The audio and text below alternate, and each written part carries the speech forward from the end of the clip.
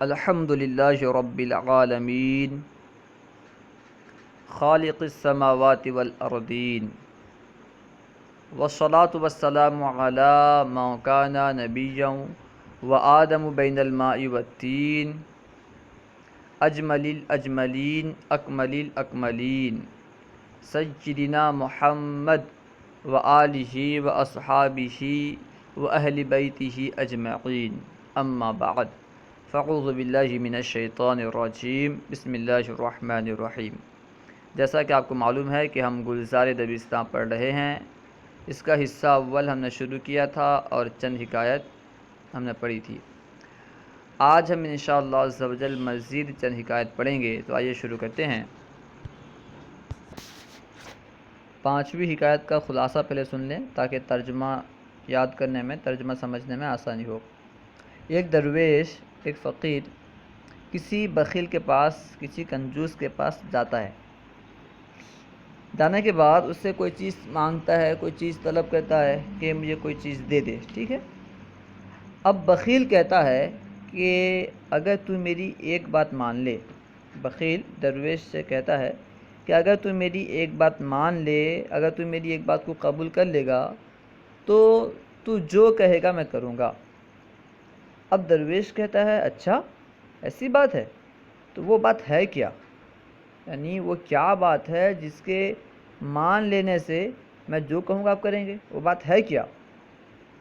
تو بخیل کہتا ہے، کنجوس کہتا ہے وہ بات یہ ہے کہ تو کبھی مجھ سے کوئی چیز مت مانگنا۔ وہ بات یہ ہے کہ تو کبھی مجھ سے کوئی چیز مت مانگنا، اس کے علاوہ کوئی دوسری بات کہے گا تو میں کروں گا، ٹھیک ہے۔ کبھی مجھ سے کوئی چیز مت مانگنا، اس کے علاوہ کوئی چیز کہے گا، کوئی بات کہے گا تو میں مان لوں گا۔ تو دیکھیں ترجمہ دیکھیں آپ۔ درویش نزد بخیل رفت، اسے درویشے پڑھنا ہے، درویشی نہیں پڑھنا، ٹھیک ہے۔ درویش بخیل ہی پڑھنا ہے۔ ہندو پاک میں درویش اور بخیل ہی پڑھا جاتا ہے، اگرچہ لکھا گیا درویشی بخیلی، ٹھیک ہے، یا مجہول کے ساتھ اسے پڑھا جاتا ہے۔ درویش نزد بخیل رفت، وہ چیزیں سوال کرد۔ ایک درویش ایک بخیل کے پاس گیا اور کسی چیز کا سوال کیا، کوئی چیز مانگا۔ بخیل گفت، بخیل نے کہا اگر ایک سخن من قبول کنی، اگر میری ایک بات قبول کرے، اگر یعنی اگر ایک سخن من میری بات، ایک سخن من میری ایک بات قبول کنی تو قبول کرے، ہرچے بگوئی خواہم کرد، جو تو کہے گا میں کروں گا، خواہم کرد میں کروں گا، ٹھیک ہے۔ فرماتا ہے دیکھیں، بخیل گفت اگر ایک سخن من قبول کنی ہرچے بگوئی خواہم کرد، بخیل کہتا ہے اگر تو میری ایک بات مانے گا تو جو تو کہے گا میں کروں گا۔ درویش پرسید آ سخن چیست، درویش نے پوچھا وہ بات کیا ہے؟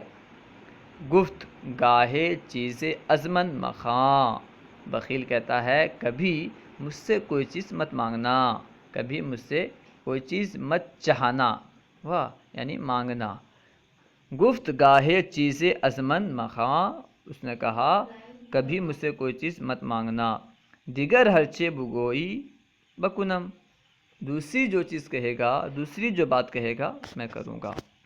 چھٹی حکایت ہے جس کا خلاصہ یہ ہے کہ کسی شخص نے افلاطون سے سوال کیا، پوچھا کہ آپ بہت سال جہاز میں رہے ہیں اور دریا کا سفر کرتے رہے ہیں، آپ نے دریا میں کیا عجیب چیز دیکھی؟ آپ نے دریا میں کیا عجیب بات پائی؟ تو افلاطون کہتا ہے سب سے عجیب بات یہی ہے کہ میں دریا سے سلامتی کے ساتھ کنارے آ گیا، یعنی جو بھی دریا میں جاتا ہے تو وہ ڈوب ہی جاتا ہے۔ سب سے عجیب بات یہی ہے کہ میں اتنے سال دریا کا سفر کرنے کے باوجود، اتنے دن دریا میں رہنے کے باوجود، جہاز میں رہنے کے باوجود میں سلامتی کے ساتھ کنارے آ گیا، یہی سب سے عجیب بات ہے، ٹھیک ہے۔ دیکھیں ترجمہ دیکھیں۔ شخص از افلاطون پرسید، ایک شخص نے افلاطون سے سوال کیا کہ سالہائے بسیار در جہاز بودی یعنی بہت سال آپ جہاز میں رہے ہیں، کہ سال ہائے بسیار در جہاز بودی کہ کافی سال، بہت سال آپ جہاز میں رہے ہیں، وہ سفر دریا کر دی اور دریا کا سفر کیے ہیں۔ در دریا چے عجائب دیدی، دریا میں آپ نے کیا عجیب بات دیکھی، دریا میں آپ نے کیا عجائبات دیکھے۔ گفت عجب ہمی بود کہ از دریا بکنارا سلامت رسیدم، کہتا ہے عجیب ہمی بود، عجیب یہی ہے، عجیب بات یہی تھی، عجیب ہمی بود، عجیب بات یہی تھی کہ از دریا سے بکنارا کنارے کو سلامت رسیدم میں سلامت پہنچ گیا۔ ٹھیک ہے، گفت عجیب ہمی بود کہ از دریا بکنارا سلامت رسیدم، عجیب بات یہی تھی کہ دریا سے میں کنارے میں سلامتی کے ساتھ پہنچ گیا۔ حکایت ہستم، ساتویں حکایت ہے جس کا خلاصہ یہ ہے کہ ایک شاعر کسی مالدار کی تعریف کرتا ہے۔ ٹھیک ہے، ایک شاعر کسی مالدار کی خوب تعریف کرتا ہے، کیوں؟ تاکہ کچھ پیسہ ملے، کچھ نذرانہ ملے، کچھ تحفہ ملے۔ ٹھیک ہے، تحفے کی لالچ میں، پیسے کی لالچ میں، نذرانے کی لالچ میں ایک شاعر نے بہت زیادہ تعریف کی مالدار کی۔ ٹھیک ہے، مالدار کچھ نہیں دیا، شاعر تو مالدار کی خوب تعریف کیا اور مالدار سن کر کے کچھ بھی نہیں دیا۔ جب پیسہ اسے نہیں ملا شاعر کو، اب شاعر اس کی برائی بیان کرنے لگا، یعنی مالدار کی برائی ہجو کرنے لگا، برائی بیان کرنے لگا، ہجو کرنے لگا۔ مالدار سنا، پھر بھی کچھ نہیں کہا، چلا گیا۔ اب شاعر اس مالدار کے گھر کے دروازے کے پاس جا کے بیٹھ جاتا ہے۔ مالدار کہتا ہے تو نے میری تعریف کی، خوب تعریف کی، میں نے تجھے کچھ نہیں دیا، تو نے میری برائی بیان کی، میری ہجو کی، پھر بھی میں نے تجھے کچھ نہیں کہا، اب دروازے کے پاس کیوں بیٹھا ہے؟ تعریف تو کیا تو نے، میں کچھ دیا نہیں، برائی بیان کیا تو میں کچھ بولا نہیں، اب دروازے کے پاس کیوں بیٹھا ہے؟ تو وہ کہتا ہے، شاعر کہتا ہے میں چاہتا ہوں کہ تو مر جائے تو میں تیرا مرثیہ بھی پڑھ دوں، یعنی میں دروازے کے پاس اس لیے بیٹھا ہوں کہ اگر تو مر جائے تو میں تیرا مرثیہ بھی پڑھ دوں، مرثیہ پڑھنے کے لیے دروازے کے پاس بیٹھا ہوں۔ دیکھیں ترجمہ، شاعر توانگر را مدح کرد، کسی شاعر نے یا ایک شاعر نے ایک مالدار کی تعریف کی، توانگر کہتے ہیں مالدار کو۔ شاعر توانگر را مدح کرد، ایک شاعر نے ایک مالدار کی تعریف کی، ہیچ نہ یافت، کچھ نہیں پایا۔ ٹھیک ہے، پس ہجو کرد، تو پھر برائی بیان کیا، تعریف پہلے بیان کیا، کچھ نہیں پایا، پس ہجو کرد، پس ہجو کرنے لگا، ہجو کیا۔ توانگر اورا ہیچ نہ گفت، مالدار اسے کچھ نہیں کہا، توانگر اورا ہیچ نہ گفت، مالدار اس سے کچھ نہیں کہا۔ روز دیگر شاعر بر دروازۂ او رفت، دوسرے دن شاعر اس کے دروازے کو گیا، یعنی دوسرے دن شاعر توانگر کے مالدار کے دروازے کے پاس پہنچ گیا۔ روز دیگر شاعر بر دروازۂ او رفت، دوسرے دن شاعر اس کے دروازے پر پہنچ گیا، وہ نشست اور بیٹھ گیا۔ توانگر گفت اے شاعر مدح کر دی، ہیچ ترا ندادم، مذمت کر دی، ہیچ نہ گفتم، حالہ چیرا اینجا نشستہ، مالدار نے کہا کہ اے شاعر مدح کر دی، تو نے تعریف کی، ہیچ ترا ندادم، میں نے تجھے کچھ نہیں دیا۔ اے شاعر مدح کر دی، ہیچ ترا ندادم، اے شاعر تو نے تعریف کی، میں نے تجھے کچھ نہیں دیا۔ مذمت کر دی، ہیچ نہ گفتم، برائی بیان کیا، میں نے کچھ نہیں کہا۔ حالہ چیرا اینجا نشستہ، اب اس جگہ کیوں بیٹھا ہے؟ گفت حالہ می خواہم کہ اگر بی مری مرثیہ تو ہم بگویم، اب شاعر کہتا ہے کہ اب میں چاہتا ہوں کہ اگر تو مر جائے تو تیرا مرثیہ بھی میں کہہ دوں. کہتا ہے کہ اب میں چاہتا ہوں کہ اگر تو مر جائے تو تیرا مرثیہ بھی میں کہہ دوں. ٹھیک ہے. حکایت ہستم یعنی 8ویں حکایت. 8ویں حکایت کا خلاصہ یہ ہے کہ ایک آدمی کسی فقیر کا درویش کا امامہ لے کر کے بھاگا. امامہ سر سے نکالا اور لے کر کے بھاگا. درویش سیدھا گیا، فقیر سیدھا گیا قبرستان میں جا کر کے بیٹھ گیا. ایک آدمی آیا، آنے کے بعد درویش کا فقیر کا امامہ لے کر کے دوڑا، چلا گیا، بھاگا. اب درویش کیا کرتا ہے، اس آدمی کے پیچھے جانے کے بجائے سیدھا جاتا ہے قبرستان، اور قبرستان جا کر کے بیٹھ جاتا ہے. لوگ اس سے پوچھتے ہیں، لوگ اسے کہتے ہیں کہ اے درویش، وہ اس طرف گیا ہے، اس باغ کی طرف گیا ہے، جا تے پگڑی امامہ جو ہے وہاں مل جائے گا، جا. تو درویش کہتا ہے آخر وہ یہیں تو آئے گا. یعنی لوگ پوچھتے ہیں کہ تم یہاں کیوں بیٹھا ہے، وہ تو ادھر گیا ہے نا، تم وہاں جاؤ. باغ کی طرف گیا ہے کہ تم باغ کی طرف جاؤ. درویش کہتا ہے وہ کہیں جائے، آخر وہ اسی جگہ آئے گا. یعنی کہیں بھی جائے، مر کر وہ قبرستان تو آئے گا نا. اب سے وہ درویش انتظار کر رہا ہے. اس کا خلاصہ جو میں بیان کیا، خلاصہ اس کو یہاں بیان کر رہے ہیں. آئیے ترجمہ دیکھیے. حکایت ہشتم 8ویں حکایت. شخص دستار درویش گرفت. ایک شخص نے ایک فقیر کا دستار یعنی امامہ پکڑا، وہ گریخت اور بھاگا. شخص دستار درویش گرفت و گریخت. ایک شخص نے فقیر کا دستار یعنی امامہ پکڑا اور بھاگا. ایک شخص فقیر کا امامہ لیا اور بھاگا. درویش بگورستان رفت. درویش قبرستان کو گیا.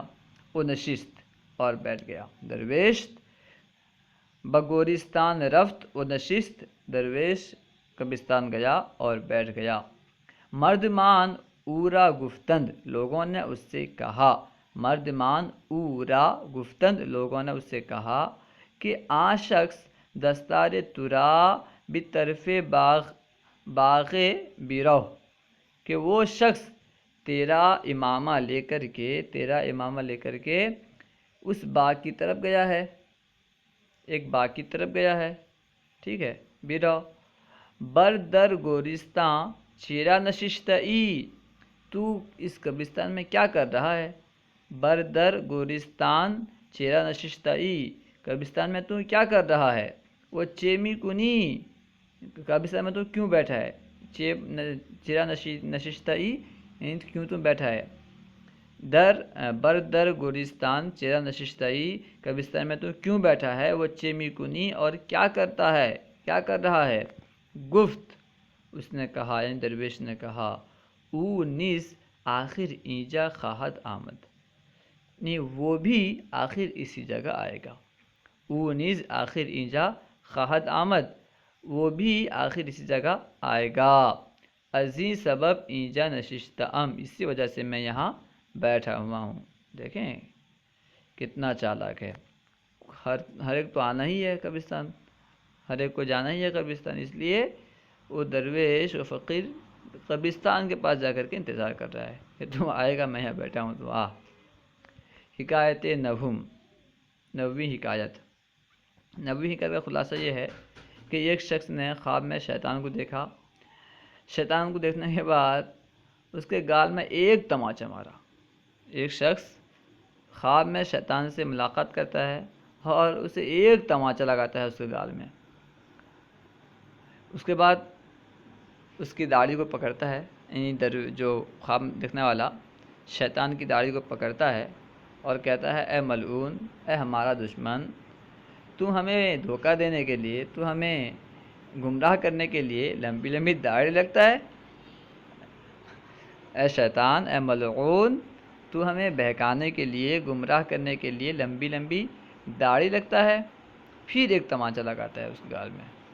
اور جب دوسری مرتبہ تماچا لگاتا ہے تو اس کی نیند کھل جاتی ہے. جو خواب دیکھ رہا تھا اس کی نیند کھل جاتی ہے. جب نیند کھلتی ہے تو کیا دیکھتا ہے کہ وہ اپنی داڑھی کو پکڑا ہوا ہے. اپنی داڑھی کو پکڑا ہوا ہے، تو بہت شرمندہ ہوا بیچارہ، شرمندہ ہونے کے بعد اور خود ہنسنے لگا، شرمندہ ہوا اور خود ہنسنے لگا، کیونکہ وہ تو شیطان کی داڑھی کو پکڑا تھا نا، اب دیکھ رہا ہے کہ اب اپنے ہاتھ میں اپنی داڑھی ہے، اب وہ سوچ رہا ہوگا کہ میں ہی شیطان تھا کیا، اس لیے وہ ہنسنے لگا۔ تو دیکھیں ترجمہ دیکھیں اس کا، حکایت نہوم، 90ویں حکایت۔ شخص در خواب با شیطان ملاقات کرد، ایک شخص نے خواب میں شیطان سے ملاقات کیا۔ ایک سیلی بروے او زد، ایک تماچا اس کے چہرے پر دے مارا۔ ایک سیلی بروے او زد، ایک تماچا اس کے چہرے پر مارا، اس کے بعد اس کے چہرے پر مارا۔ وہ ایک سیلی بروے او زد، وہ ریشش اورا گرفت اور اس کے داڑھی کو پکڑ لیا۔ ریش اورا گرفت، ٹھیک ہے، اور ریش اورا گرفت اور اس کی داڑھی کو پکڑ لیا۔ وہ گفت اور کہا، اے ملعون، اے ملعون، وہ دشمن ماں ہستی اور ہمارا دشمن ہے، اے ملعون، دشمن ماں ہستی، اے ملعون، تو ہمارا دشمن ہے۔ وہ برائے فریب دادن ماں، مردمان ریش دراز می داری، اور ہم لوگوں کو فریب دینے کے لیے، وہ برائے فریب دادن ماں مردان ریش دراز می داری، اور ہم لوگوں کو فریب دینے کے لیے لمبی داڑھی رکھتا ہے۔ چوں سیلی دیگر بروے او زد، جب دوسرا تماچا اس کے چہرے پر مارا، بیدار شد، وہ خواب دیکھنے والا بیدار ہو گیا۔ وہ ریش خود را در دست خود دیدہ، تو اپنی داڑھی کو اپنے ہاتھ میں دیکھا، شرمندہ گردید، شرمندہ ہوا، وہ بر خود خندید، اور اپنے آپ پر ہنسنے لگا۔ اور ایک مرتبہ ترجمہ دیکھیں، شخص در خواب با شیطان ملاقات کرد، ایک شخص نے خواب میں شیطان سے ملاقات کیا۔ ایک سیلی بروے او زد، اس کے چہرے پر ایک تماچا دے مارا۔ درویش اورا گرفت، ریش اورا گرفت، اس کی داڑھی کو پکڑ لیا۔ وہ گفت اور کہا، اے ملعون، دشمن ماں ہستی، اے ملعون، تو ہمارا دشمن ہے۔ وہ برائے فریب دادن ماں، مرداں ریش دراز می داری، اور ہم لوگوں کو دھوکہ دینے کے لیے لمبی داڑھی رکھتا ہے۔ چوں سیلی دیگر بروے او زد، جب دوسرا تماچا اس کے چہرے پر مارا، دوسرا تماچا اس کے گال پر چہرے پر مارا، بیدار شد، وہ بیدار ہو گیا۔ وہ ریش خود را در دست خود دیدہ، شرمندہ گردید، اور اپنی داڑھی کو اپنے ہاتھ میں دیکھ کر شرمندہ ہوا، وہ بر خود خندید، اور اپنے آپ پر ہنسنے لگا۔ اس کے بعد ہے، شخص ببخیل دوستی داشت۔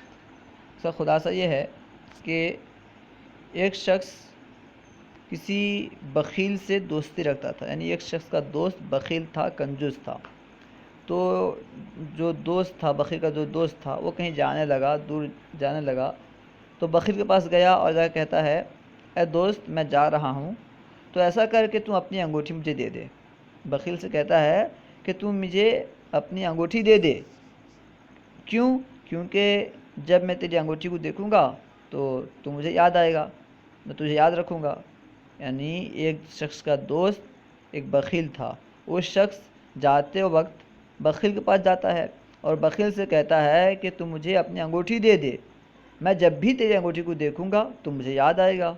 اب بخیل کہتا ہے، اچھا ایسی بات ہے، تو ہم مجھے یاد رکھنا چاہتا ہے، تو یاد رکھنے کا سب سے بہترین طریقہ یہی ہے کہ تو جب بھی اپنی انگلی کو خالی دیکھے تو مجھے یاد کر لینا کہ میں اس سے انگوٹھی مانگا تھا اور وہ مجھے انگوٹھی نہیں دیا، ٹھیک ہے۔ اب دیکھیں اس کو یہاں بیان کر رہے ہیں، شخص با بخیل دوستی داشت، ایک آدمی ایک بخیل سے دوستی رکھتا تھا. شخص بخیل دوستی داشت. ایک شخص ایک بخیل سے دوستی رکھتا تھا. روز بخیل را گفت. ایک روز بخیل سے کہا کہ حالا بسفر می روم، کہ اب میں سفر میں جاؤں گا. کہ حالا بسفر می روم، کہ اب میں سفر میں جاتا ہوں یا جاؤں گا. انگشتری خود مارا بدے، اپنی انگوٹھی ہم کو دے. انگشتری خود مارا بدے، اپنی انگوٹھی ہم کو دے. اس کے بعد ہے آرا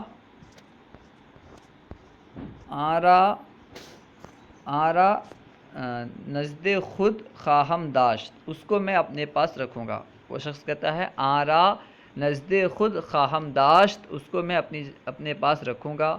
ہرگاہ اورا خواہم دید، جب بھی میں اسے دیکھوں گا. ہرگاہ اورا خواہم دید، جب بھی میں اسے دیکھوں گا.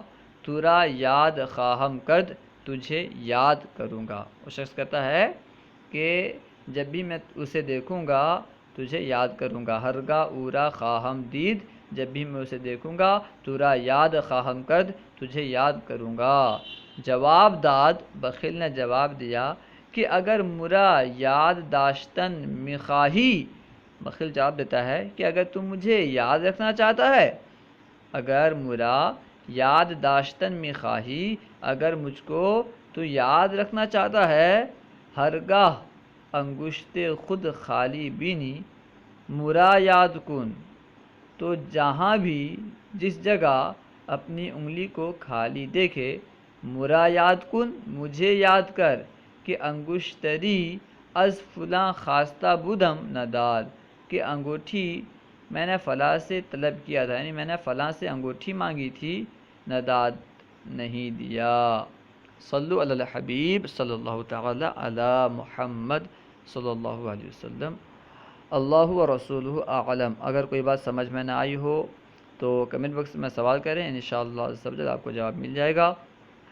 اور ہمارے یوٹیوب چینل فیضان درس نظامی کو ضرور سبسکرائب کریں. ان ویڈیوز کو علم دین عام کرنے کی نیت سے خوب آگے شیئر کریں. السلام علیکم ورحمۃ اللہ وبرکاتہ.